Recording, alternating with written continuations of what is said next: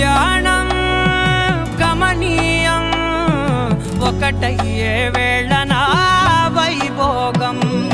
కళ్యాణం గమనీయం ఈ రెండు మనసులే రమణీయం. ముడే ముళ్ళట ముడి పడుతుంటే ముచ్చట నాలుగు దిక్కుల కంట చూడ ముచ్చటైన వేడుకంట. ఆ పంచభూతాల తోడుగా ప్రేమ పంచుకొనే పండగంట. 6 గలల నిండుగా ఇది 100 ఏళ్ల పచ్చని పంట.